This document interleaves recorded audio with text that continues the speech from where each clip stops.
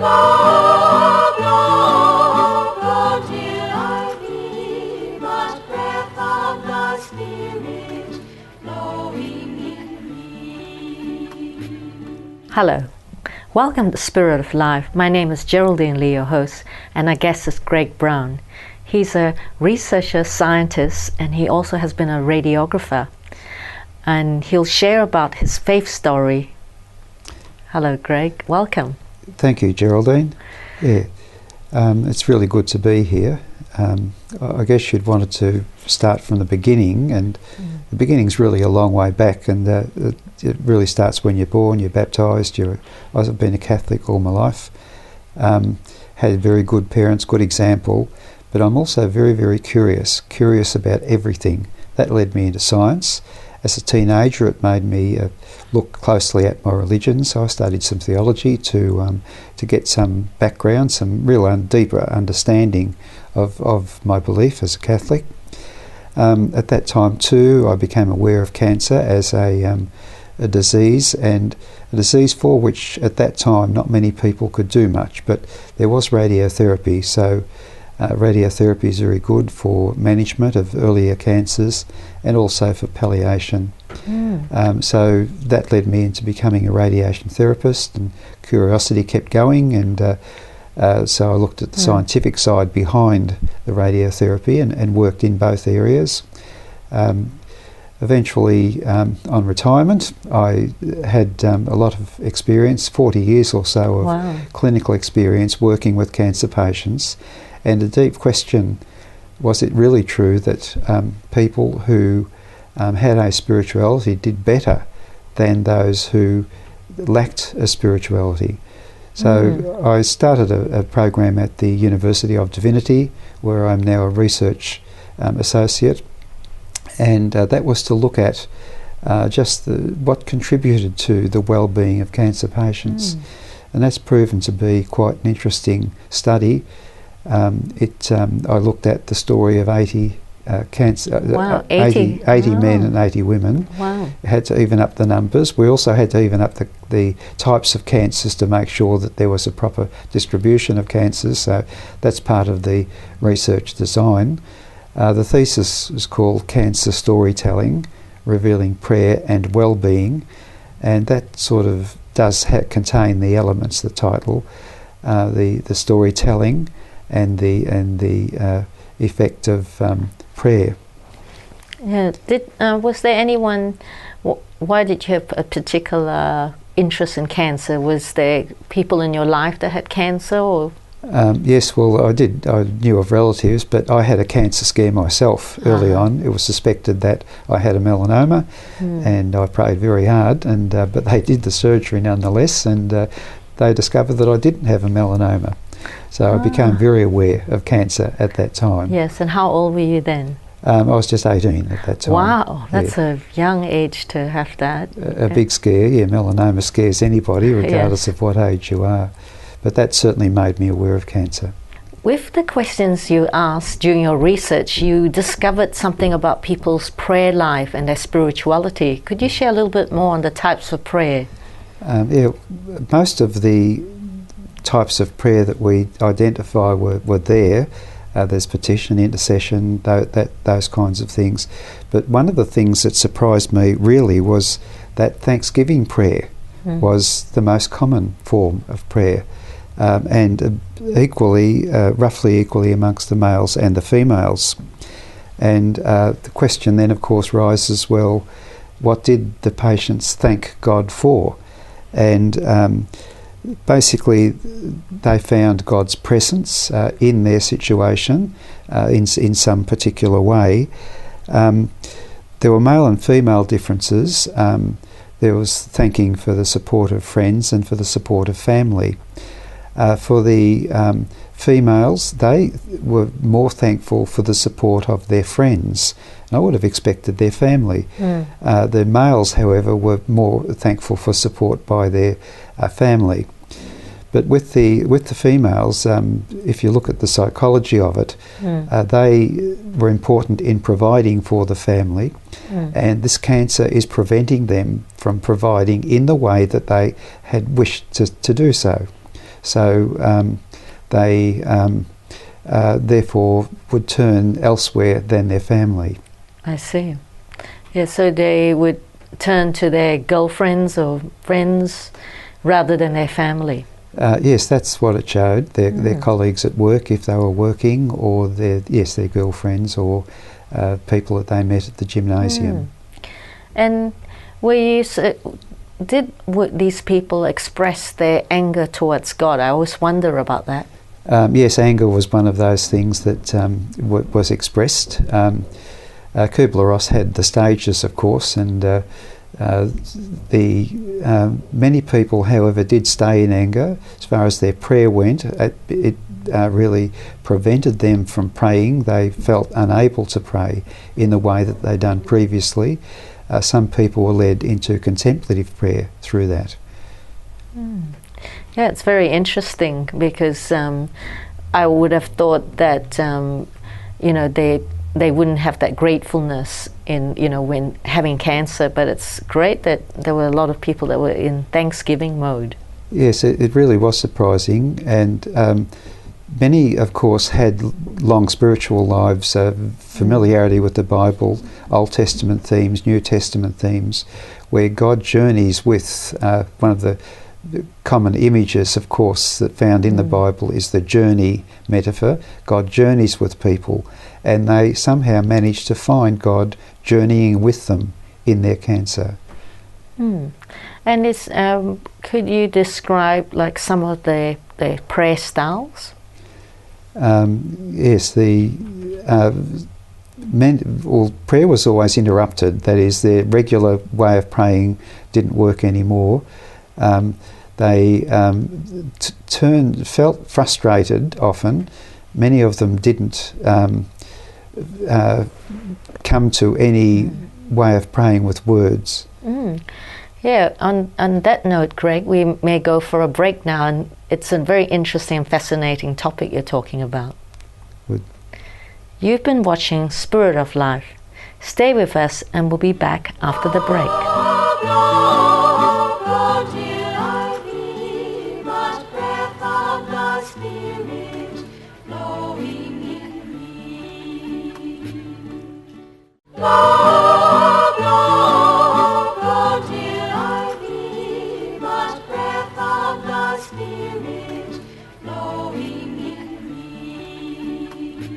Welcome back to Spirit of Life. My name is Geraldine Lee, your host, and our guest is Greg Brown. He's been a researcher, physicist, radiographer, and also he's just done a doctorate in patient care and spiritual care. Greg, thank you for coming and welcome back. Thank you, Geraldine. Yes, would you describe a bit about the process that led you towards researching and all the strategies? Yes, okay. It started really with an interest in an observation that I'd made working with patients. I had 40 years of working with cancer patients, and at the end of a course of treatment you'd often get a box of chocolates on the machine and a card. And reading the cards over the years, I thought that there was something extra going on here. So I wanted to investigate just what was going on. I had a feeling at that stage that people who had a spirituality did better in their treatment, so it was a matter of designing an experiment. I didn't want to interview people because interviews tend to give you the answer that you want. I wanted to find out what they thought or what they said contributed to their well-being. So I decided to take the published stories of 160 cancer patients. Usual design of experiment happened, of course, representative of male and female cancer types and all that sort of thing. In looking at so it was qualitative data analysis. In order to handle that large volume of work, because each patient's story, or many of them, is a whole book. Wow, and how do you handle 160 books altogether? Pretty hard. So, whereas this professional software that I used did enable that to take place, and that enabled me to identify the trends, to look at the frequency with which certain words were being used, and to analyse the similarities in the language that the various writers were using. And that led me then into a number of conclusions. And what were those conclusions? Those conclusions relate to well-being, of course, that we were looking at what influences well-being. There was particularly evidence that prayer contributed to the well-being. Indeed, the prayer was used by most patients. And what type of prayers were they? Well, every kind of prayer that we know of, really, in a sense. There was petitionary prayer, of course, God, why me, or take this away from me. There was intercessory prayer, praying for someone else that they'd seen. There was the contemplative prayer as well. Could you describe a little bit more about contemplative prayer? Because I know a lot of people will be interested in that type. Yes. Many of the patients found that they couldn't pray in their usual way, and they became distressed at that.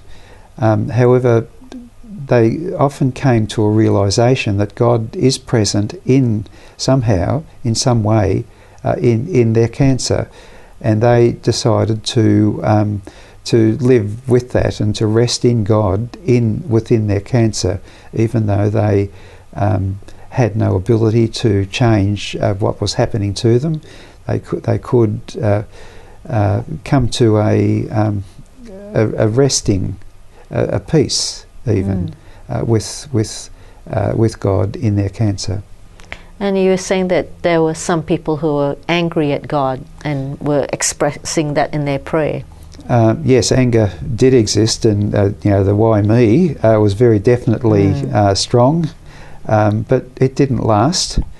Some people did remain in anger for quite a while. Many did go into a kind of resignation, but not all patients did. But the anger did subdue for many of them, particularly those who found God as a journeying person. Did people turn away from God? Because I think there's people tend to think that if someone's got an incurable disease, they would turn away from God because they felt like God's punishing them or something like that. Yes. Well, not often, but there were several cases where patients saw their cancer as a punishment from God for evil that they'd done in their previous life.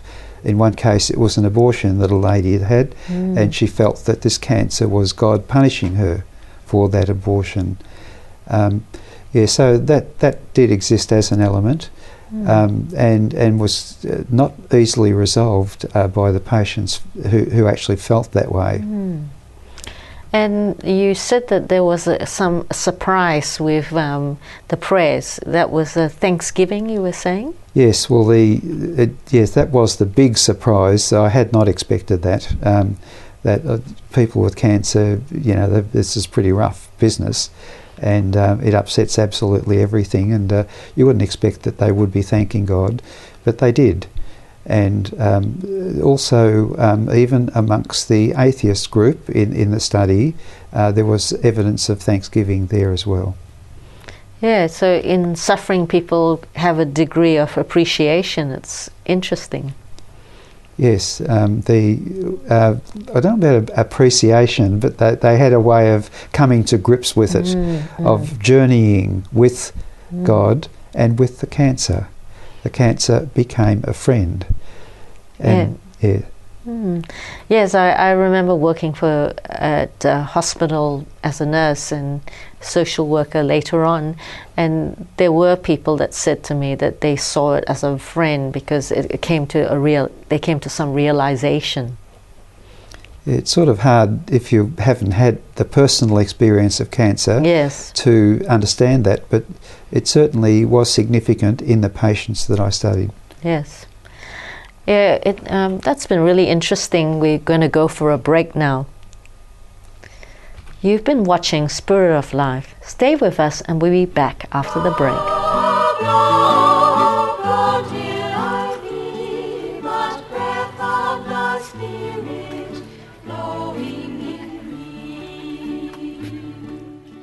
Lord,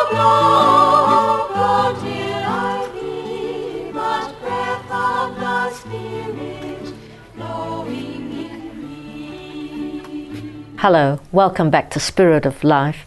My name is Geraldine Leo, host, and our guest is Greg Brown. He's been a scientist, physicist, and also radiographer, and now he just recently has done a doctorate in spiritual care and cancer patients. Welcome back, Greg. Thank you, Geraldine. You were talking about the different styles of prayer, and there's a biblical style in helping cancer patients cope.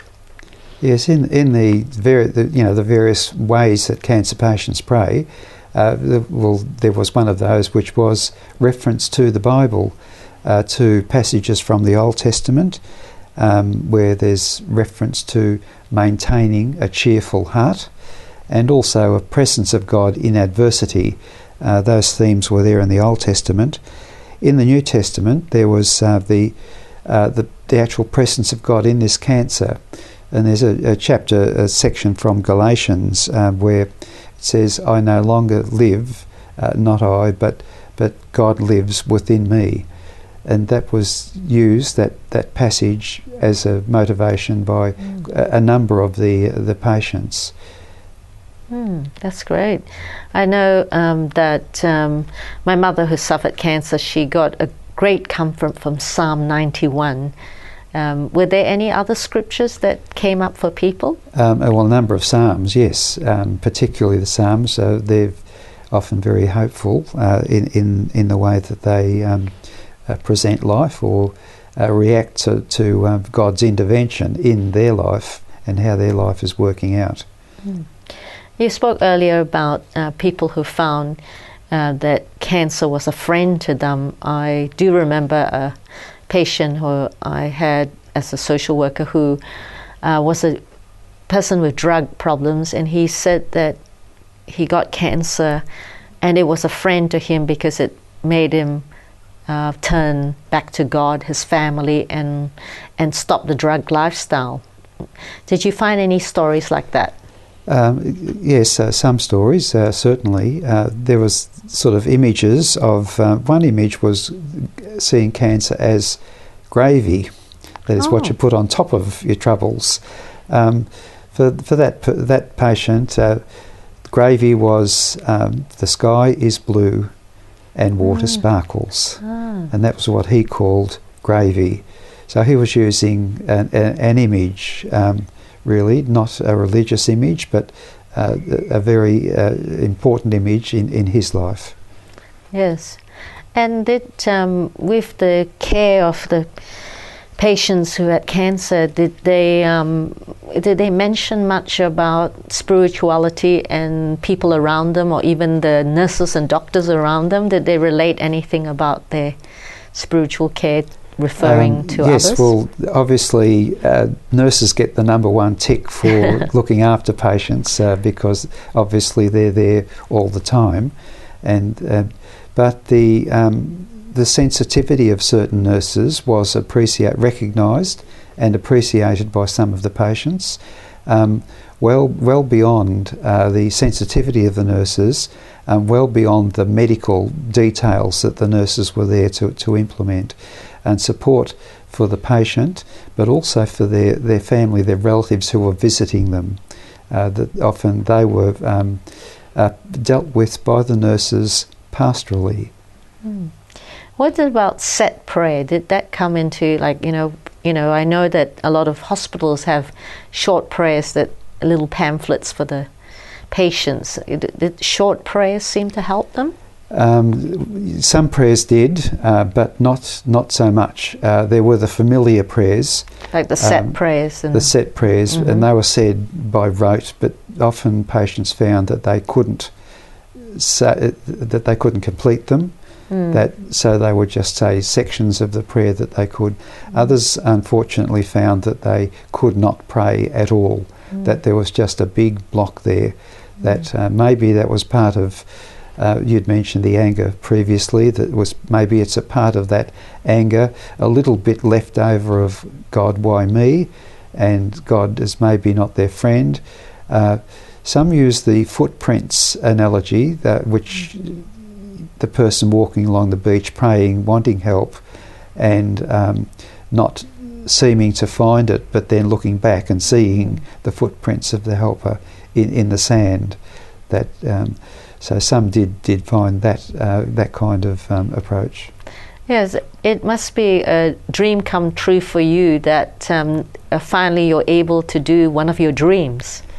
Yeah, I've been very lucky. I have a lot to thank God for in many respects. That on retirement, I did nothing for a while, and then I realised that there was this question there that I'd wanted to solve, and I had the opportunity to do that.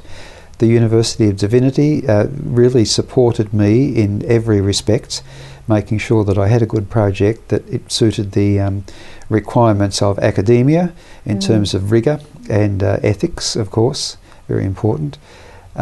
So all of those supports were there, and I'm very grateful for that.